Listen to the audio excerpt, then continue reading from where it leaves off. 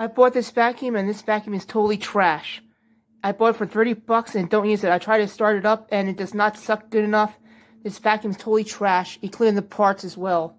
And they give me a small motor on this vacuum. So this is a good one to give you reviewers on here on Amazon, which I post on here for personally on Amazon for like a